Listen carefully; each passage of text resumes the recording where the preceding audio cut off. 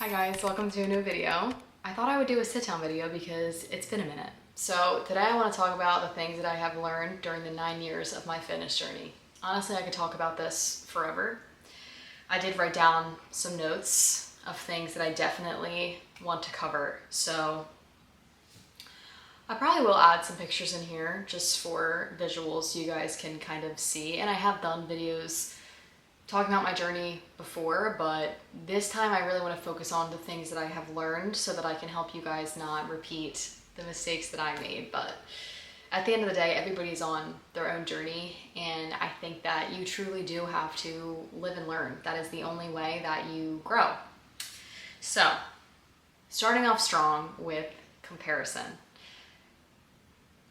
This is easier said than done, and it takes time, maturity, learning to love yourself and your own body and appreciate your own genetics. But let me be the first person to say that there's no point in comparing yourself to other people. There's no point in comparing your fitness journey to anybody else's because we all have different life circumstances, conditions, environments, financial situations. You just don't know what other people are going through. So there's really no point in comparing yourself, and we all have a different set of genetics. Even if you buy a workout plan or a nutritional guide from somebody online, you can never look exactly like somebody, and you have to learn to appreciate your own genetics. This is what I looked like when I was 16 years old before I started my fitness journey, and at that time, I was going to a Catholic high school, and all the girls there, most of them, not all of them, but most of them, were very, very thin, like probably ranging from 95 pounds to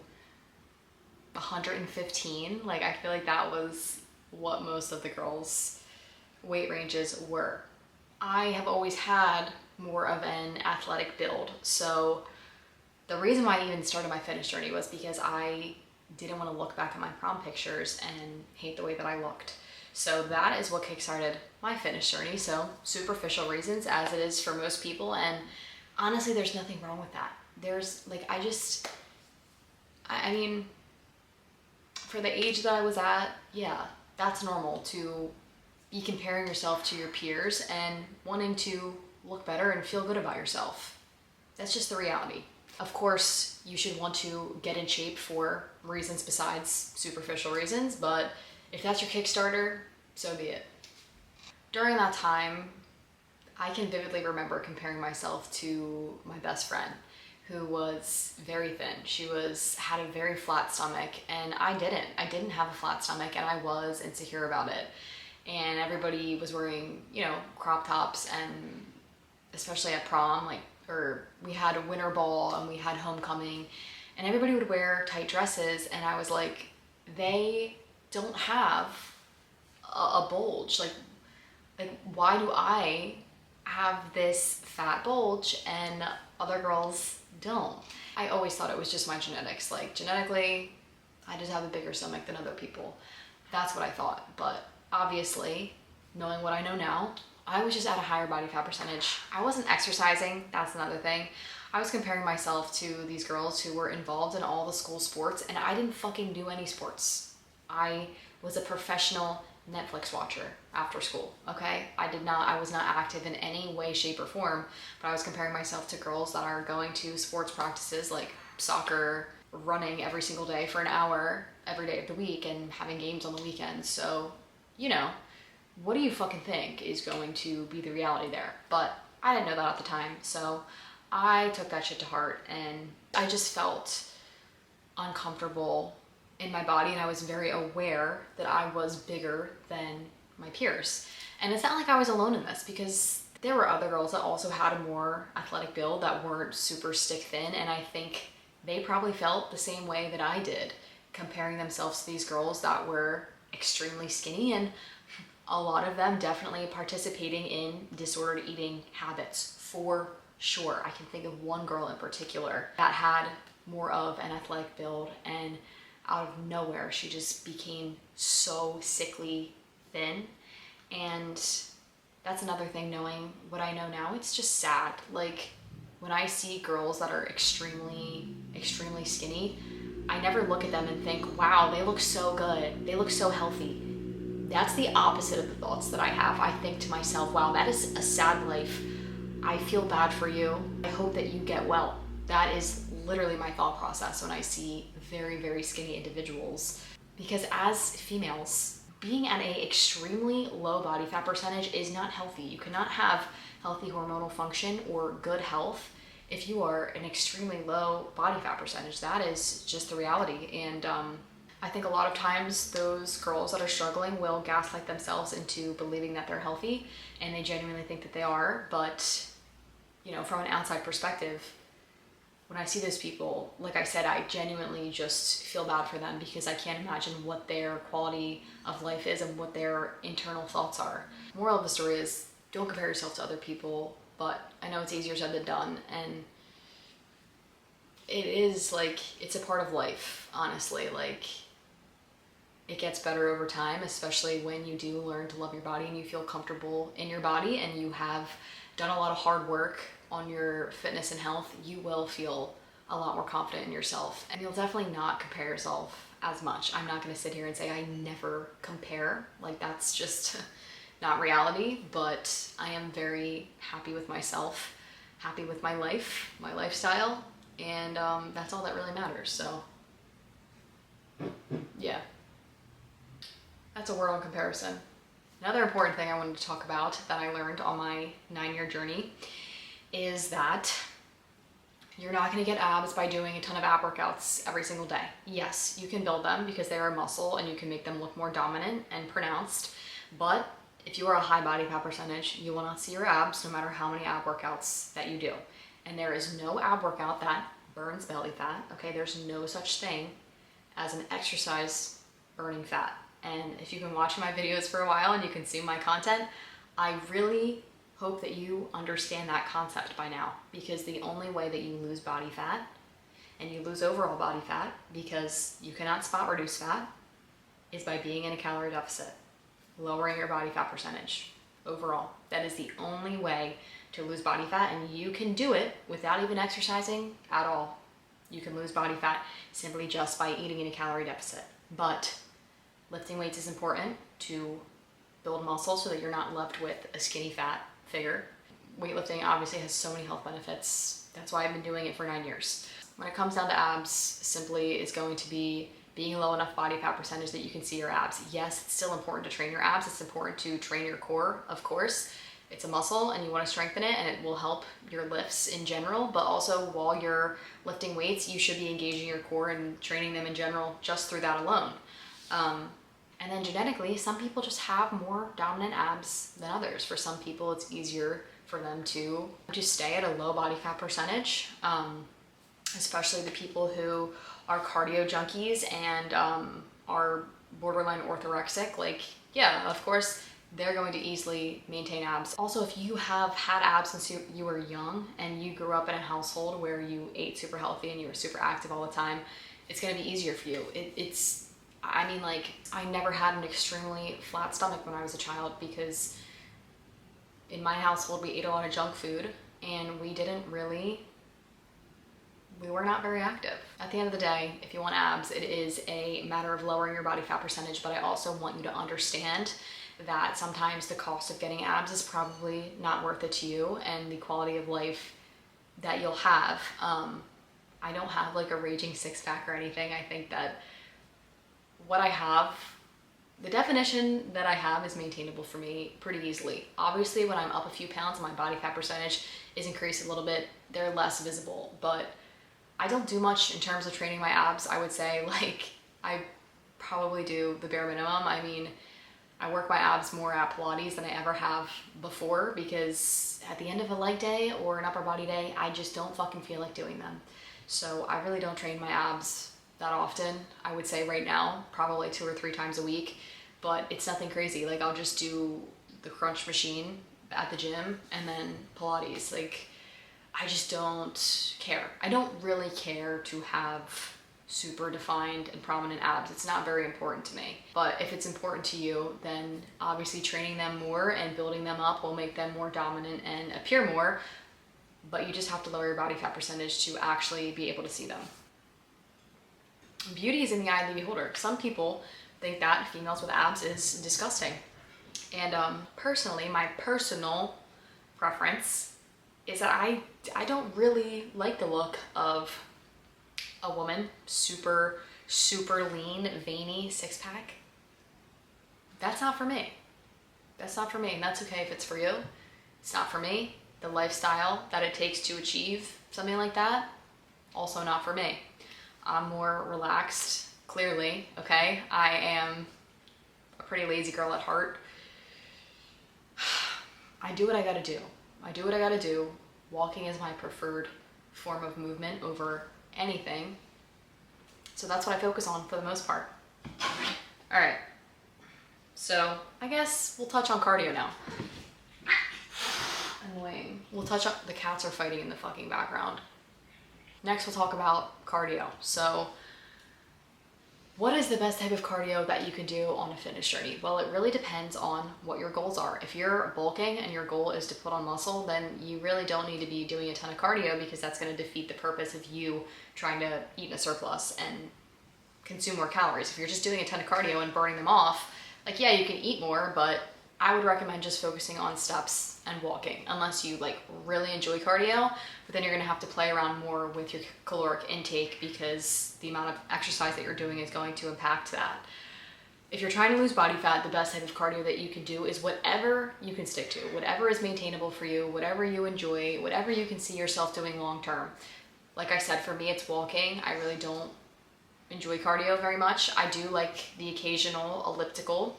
I've tried everything. I did Stairmaster before. I tried running,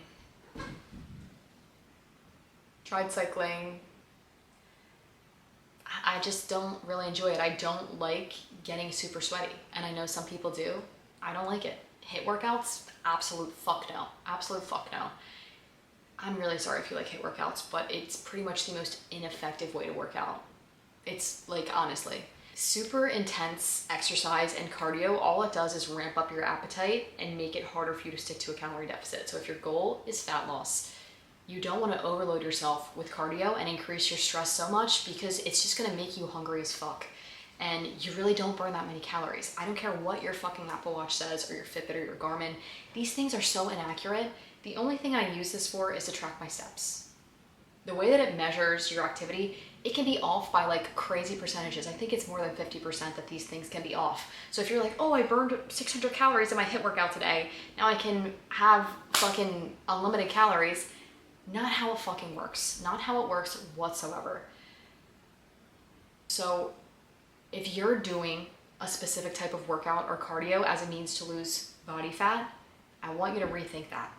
I want you to rethink that, because at the end of the day, all it comes down to is a calorie deficit. Like I said before, you could be doing literally zero exercise and you will lose body fat if you're eating in a calorie deficit. So you want to do cardio that you actually enjoy, doesn't stress your body the fuck out, make you hungry as shit.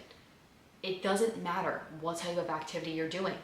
It doesn't have to be conventional shit either. If you like swimming, or you like playing tennis, or whatever, it can literally be anything.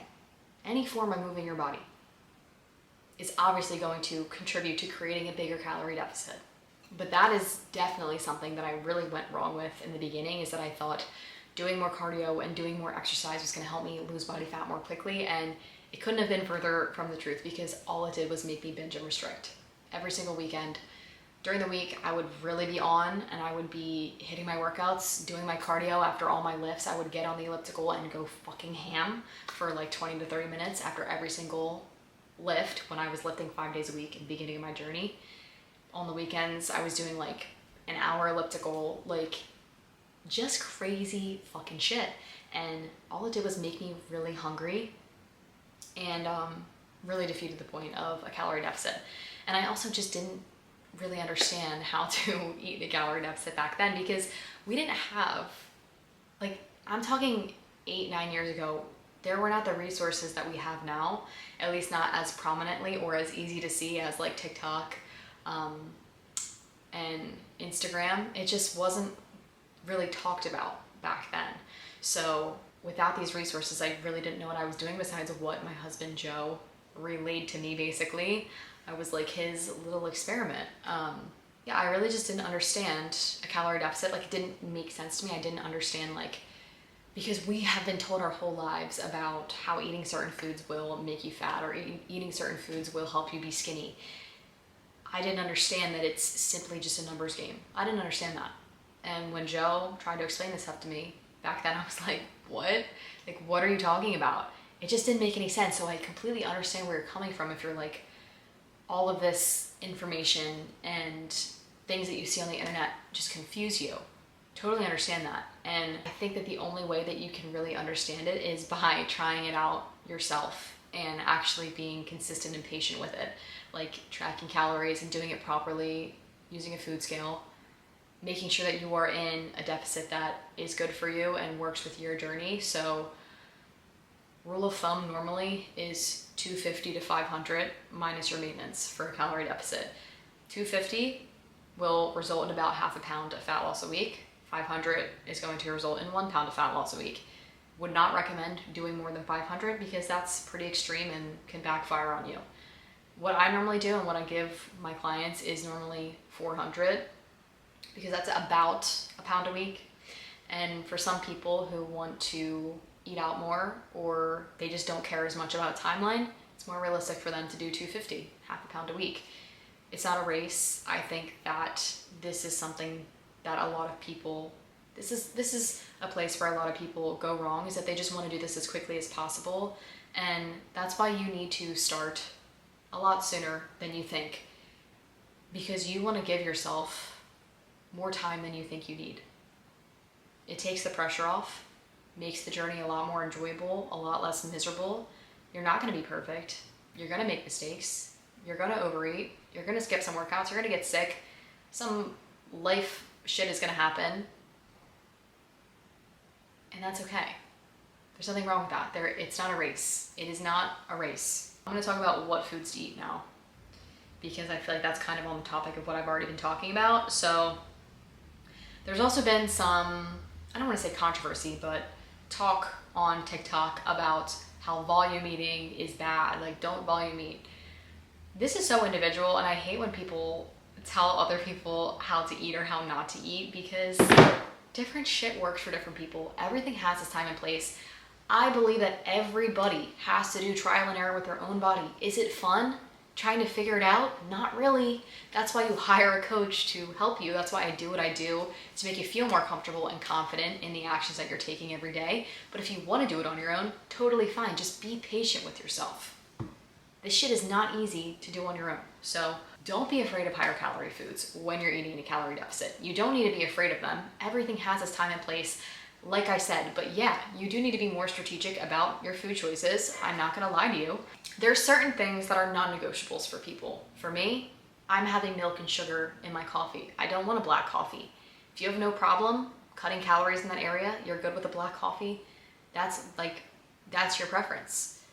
And then for other people, I always eat PB2. I like it. I enjoy it. It tastes good to me. I don't need the full fat peanut butter. I just don't need it. I don't want it. Truly, I don't want it. If that's a non-negotiable for you, have the peanut butter. We all have different areas where we're willing to or not willing to sacrifice things. And that's why everybody's unique. That's why I always tell people, you don't want a fucking meal plan. Meal plans are so pointless because it's not real life. We're all different. We all have different preferences, needs, whatever. A meal plan is not going to teach you anything about yourself. So as far as volume eating is going to make you feel full. It's going to make your stomach expand.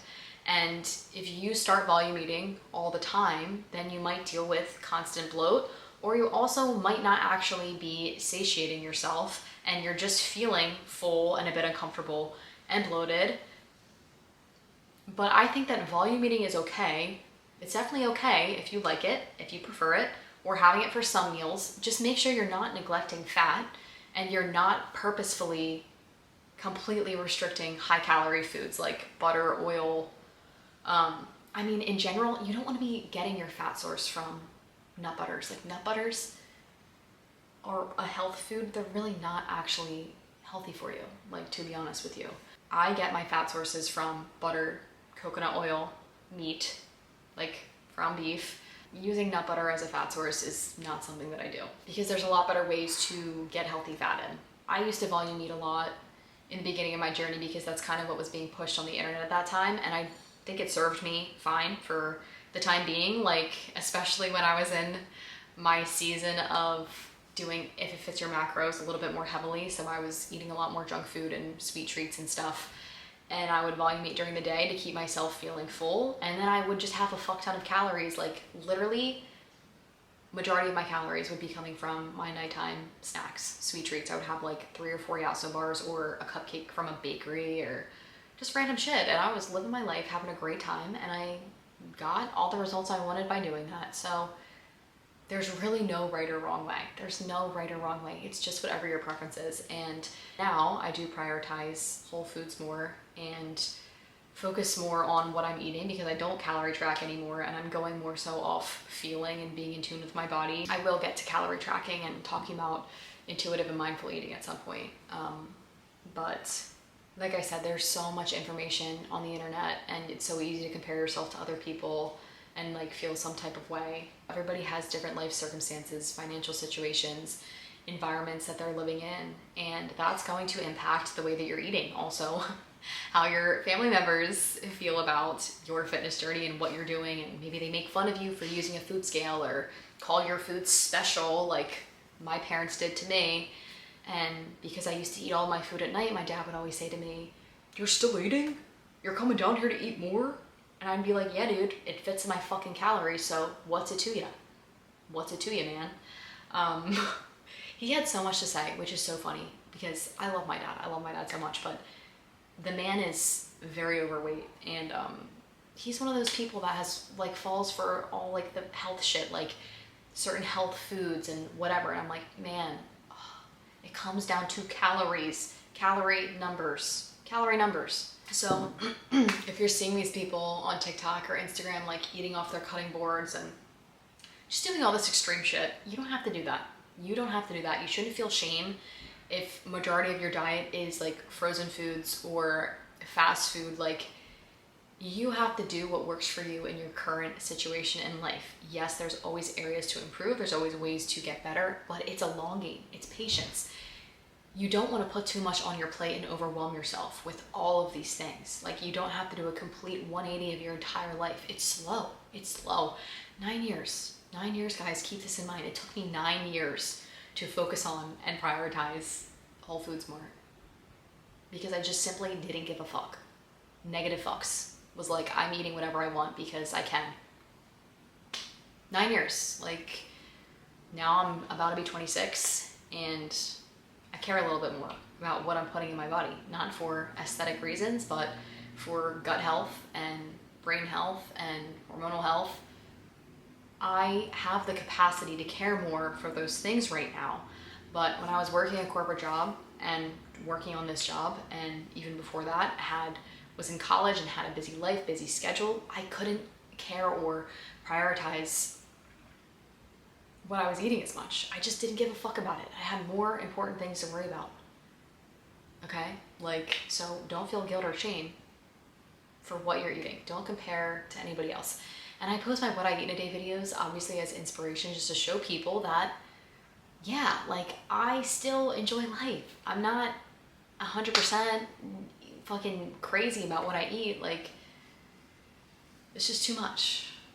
It's too much. I don't need to stress about every little thing that I'm putting in my body. No, I'm definitely not the epitome of health, but this is a lifestyle that I enjoy, that works for me, and I still enjoy what I want in moderation. All right, let's talk about intuitive eating now. Okay, yeah, we'll talk about calorie tracking and intuitive eating.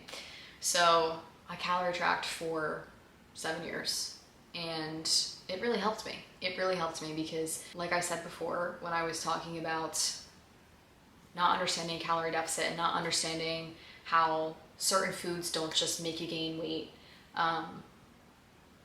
tracking calories really helped me to actually see that, because I was inputting everything that I was eating and I was seeing, wow, I'm still losing weight and I'm eating Chick-fil-A, I'm eating ice cream, I'm eating pizza, I'm having alcohol. I could visually see that and see the changes in my body. So calorie tracking really allowed me to stop fearing foods. And I think that that is one of the biggest things that helped me on my journey, and to eliminate those false beliefs from all the fucking shit that you hear about certain foods being bad and leading to weight gain. Like, there's no singular food that can make you gain body fat. It is simply a numbers game at the end of the day. And people hate to hear that, but it's the truth. It's like scientific, whatever. Like, I don't make the rules. Calorie tracking really helped me with that. It helped me to fit the foods in that I wanted, also hit my protein goal, which is very important, hit my fiber goal. Carbs and fats, it doesn't really matter as much, but you want to make sure you're getting enough fat for healthy hormonal function, which I would say bare min is like 40 to 50 grams a day. Like, you really don't want to get any less than that. Obviously I don't know exactly where I'm at because I don't track calories anymore, but I do have my coconut oil, and I cook in butter and have a higher fat percentage of beef, so yeah. So I think that calorie tracking is really important for you to be an informed consumer and to learn about serving sizes, portion sizes, to see how many calories really are in things, because prior to that, I would just be eating like so much peanut butter. Like, peanut butter was the thing, and I would just eat a lot of peanut butter on bread, and I thought that I wasn't having that much because the serving size, it says a tablespoon. But if you actually measure out a tablespoon versus putting it on a food scale and measuring it out that way, big difference, big difference. So a food scale is the most accurate way to measure anything. And I have a whole video up of this on YouTube of how to use a food scale properly and make sure you're weighing and measuring things correctly, because you don't want to be putting in all this effort and then not inputting stuff into MyFitnessPal right and fucking your whole calorie deficit up. So I know it's annoying. There's so many things, but like I said, that's why this takes patience and this takes time, and it's not a race. So watch that video if you haven't already, if you're confused about like pasta and how the weight changes raw versus cooked. Same thing for meat. I have all that stuff in a video so that you guys can see that and learn.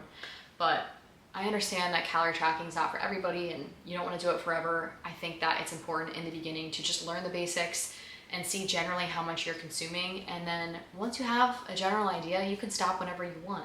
And like, I know people are gonna say like, well then why did you do it for 7 years? Like, why didn't you stop calorie tracking sooner? Honestly, because it just didn't impact my life negatively at all. I didn't mind doing it. I wouldn't mind doing it again. Like, it's not a big deal to me. It just is what it is. And I never really became emotional about it. I know a lot of people get really emotionally invested, and they start to get really neurotic about hitting the specific numbers and hitting specific macros. And I was just never like that, because I know it's not that deep. It's not that serious. It's just data. But the reason why I did it for so long is because honestly, it gave me a sense of control and comfort. And I come from parents of divorce, and I felt like so much was out of my control for so long, and calorie tracking really gave me comfort. It gave me one thing in my life that was predictable, that I could control, that I could see. I enjoyed it. I genuinely enjoyed it. I liked it. I liked being able to manipulate and see how I could change things to change my body, basically. So yeah, I think the calorie tracking is important, and I think that it teaches you how to be an informed consumer and understand and do your own trial and error. So once I moved out and I started to live on my own, that's when I decided I don't really need the control anymore. So why not try intuitive eating? And there's just like sides on TikTok that are just feel so like, I don't know, people are really get on their high horse and have such a God complex and like really cling to labels and things. And I'm just so not like that. Like, I just don't take anything that seriously. And I would say I mindfully or intuitively eat, but generally, like, whatever, it doesn't have a label. I'm just fucking living life. I'm eating food. I'm not giving everything so much thought. I'm at a point where obviously it's pretty easy to maintain what I want to maintain as far as physical appearance.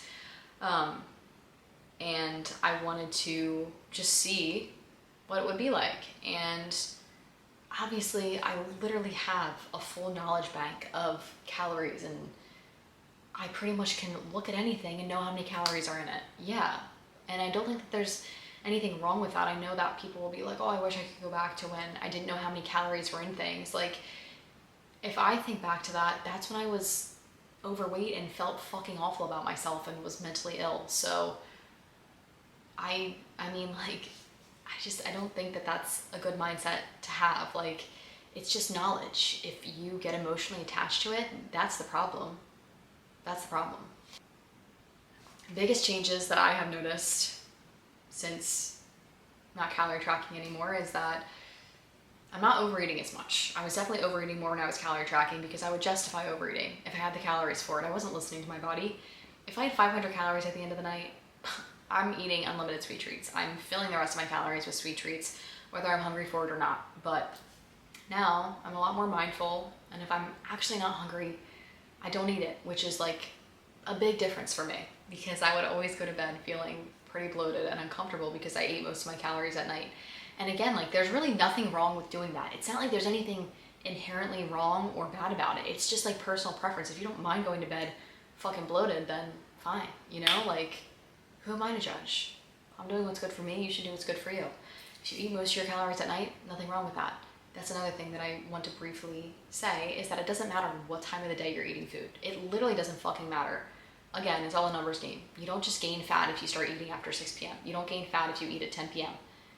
Yeah, it can impact your sleep and your digestion if you eat too late at night, but for some people with their jobs and school, that's the reality, and that's okay. As long as you are sticking to your calorie deficit, you're gonna lose weight no matter what.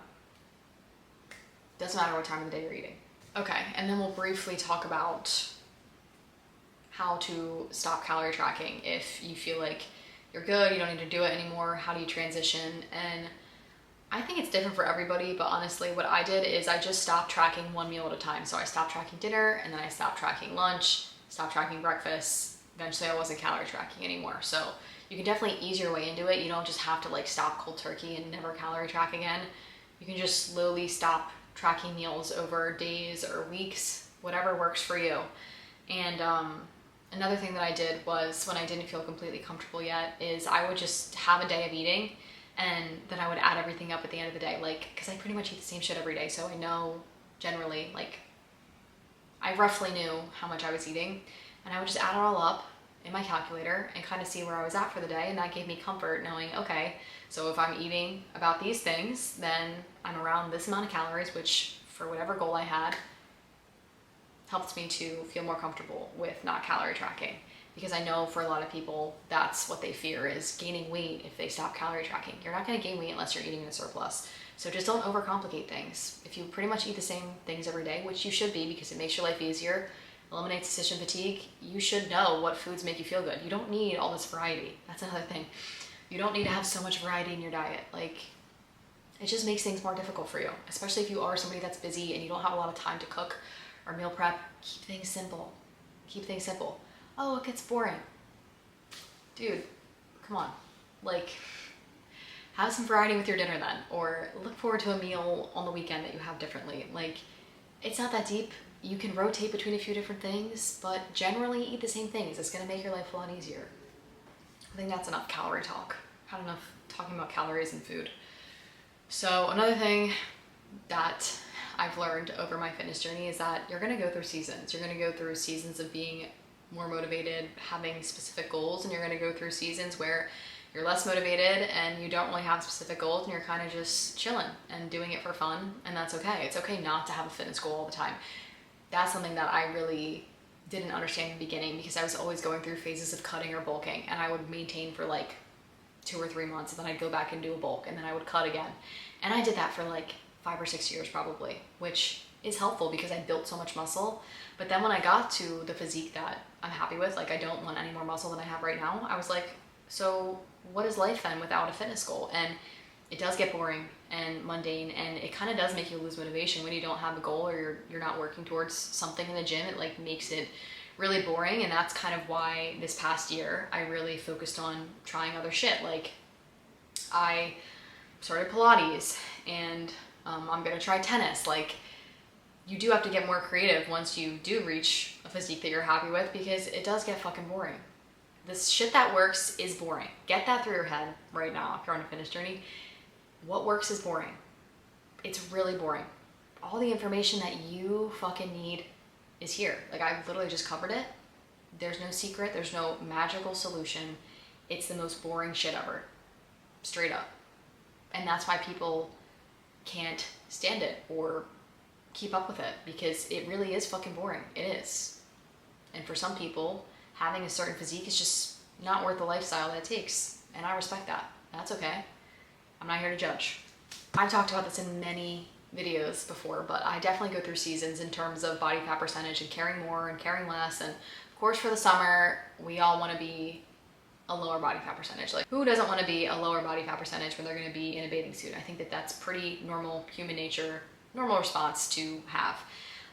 So typically for the summer, that's when I do get a little bit more serious about my diet and maybe stop snacking as much, and I lock in a little bit more with my steps and just generally what I'm eating. And then when fall comes around, I definitely care less. When the holidays are here, I just want to enjoy my life and not think as much or care as much about my physical appearance or what I'm eating. I just want to enjoy, and that's pretty much what I do.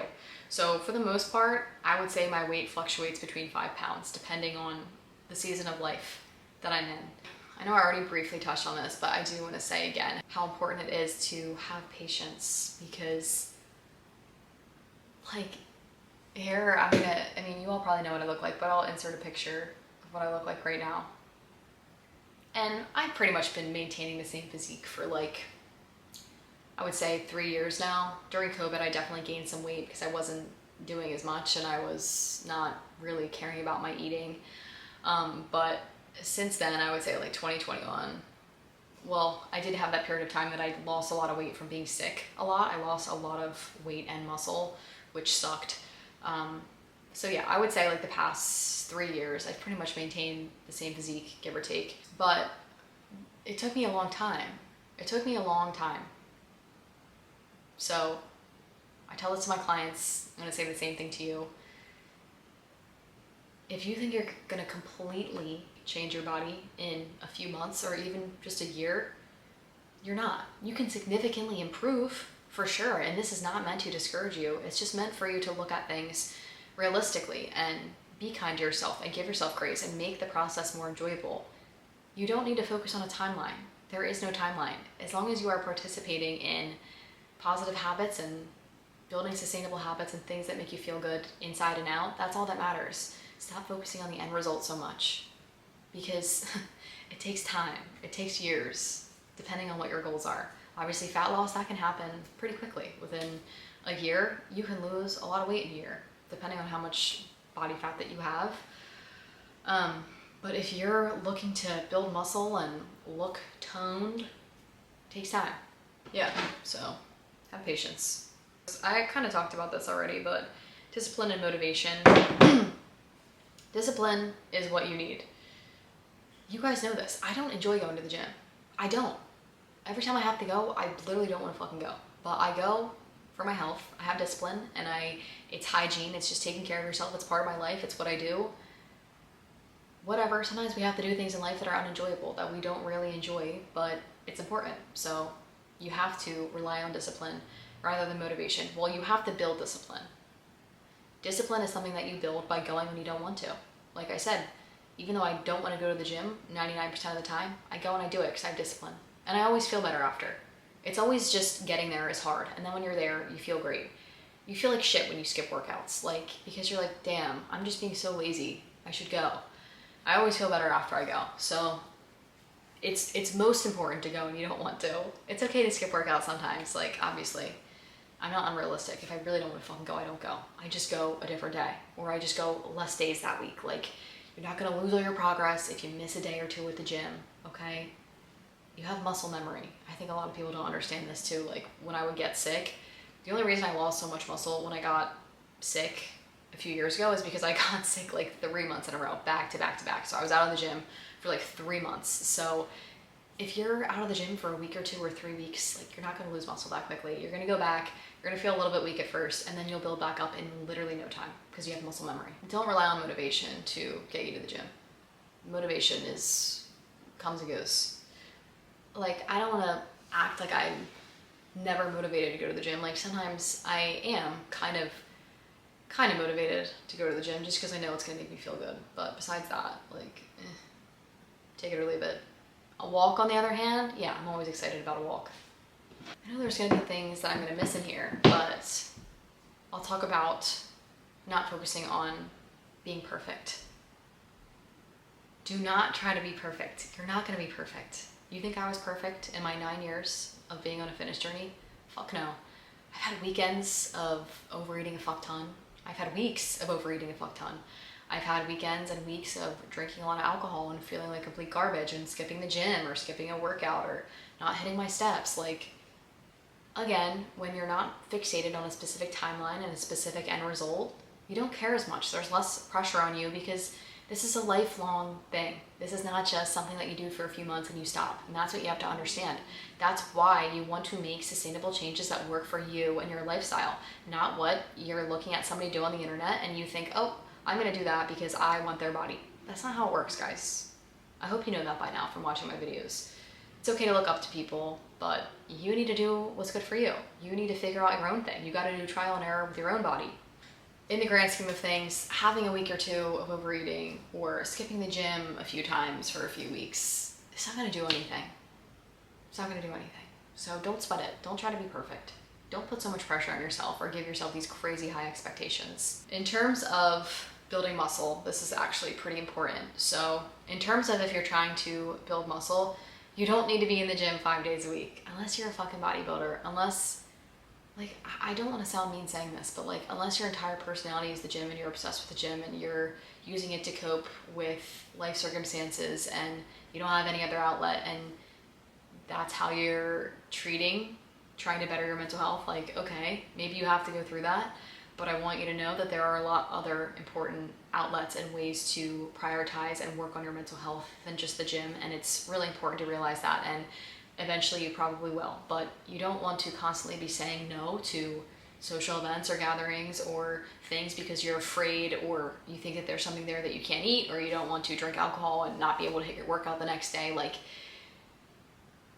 yeah, I know some people, I mean, I went through a period of saying no to a lot of things and being a hardo and being obsessed with the gym and made it my entire identity and personality. So like, I'm speaking from my own experience and I don't want to like invalidate anybody or make anybody feel bad about it. But of course, like when you go through it and then you're out on the other end and you're just looking in on it, you can kind of see what is actually going on in these people's heads and in these people's lives. And yeah, I want you to know that you don't have to go to the gym 5 days a week to have a great body, to achieve a great body. I didn't last very long going to the gym for 5 days a week because it was just unrealistic. It was miserable, and that phase left pretty quickly because there's just a better way to do it. And 3 days a week is really all you need. It's really all you need, because if you're going 5 days a week, like you don't need different body parts for different days unless you want to be in the gym multiple days a week, like you love it, okay? If you want to get maximum results with minimum effort, 3 days a week is more than enough. And you can do one leg day, one upper body day, one full body day. If your main goal is really to build muscle and you really want to be in the gym more than 3 days a week, do 4 days a week. Do 2 upper body days, 2 lower body days. Keep it simple. You really don't need to do any more than that. And if you are, you're probably not really working out effectively, because you really shouldn't be able to work out that many days a week if you're training properly and using progressive overload and going really hard, or you're not giving yourself adequate rest, which is gonna hurt you in the long run, because your body needs time to rest, repair, recover, to actually build muscle, to repair those muscle fibers, and in turn, build muscle. And strength is a byproduct of muscle. So if you're wondering, am I gaining muscle? If you're gaining strength, you're gaining muscle, okay? Progressive overload, I won't go into too much detail here, but this is something that I will create in my program for girls who are new to it. I really just kind of lay everything out and program it so that you don't really have to question it, and it's pretty simple. But progressive overload can be done a few different ways, and generally it's by increasing the amount of weight you're doing, increasing the amount of reps you're doing, or time under tension. So doing your reps a little bit slower, more controlled and focused. My favorite type of progressive overload, where I saw the most results, was from reverse pyramid training. So that's basically, instead of regular pyramid training where you're adding more weight on, instead you're doing a warm-up set, very important. You gotta warm up with moderate weight. And then you're starting with the heaviest weight that you can do for the least amount of reps, and then you're decreasing the weight by 10%, doing more reps, decreasing by 10%, doing more reps. That is where I saw the most growth. And if you're training like that, like I said, you really can't be in the gym more than 3 days a week. Like, I'm sore. But yeah, I'm starting to get brain dead. So I think that's pretty much it.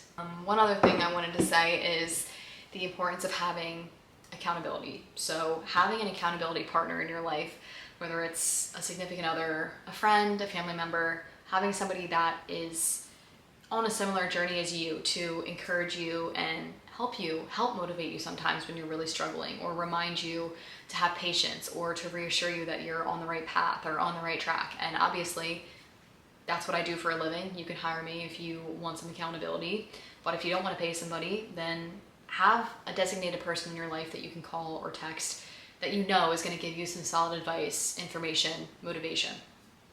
Very important. Joe has always been my person, so luckily I'm very thankful for him.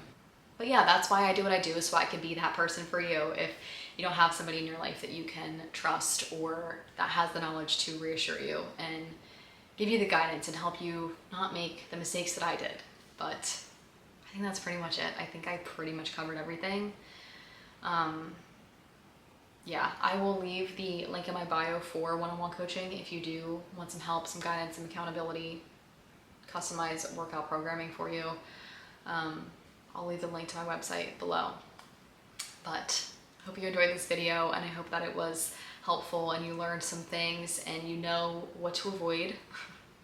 But also, again, take everything with a grain of salt, because everybody needs to do trial and error with their own body. That's my firm belief. Please give this video a thumbs up if you liked it. Subscribe to my channel if you haven't already, and I'll see you in the next one.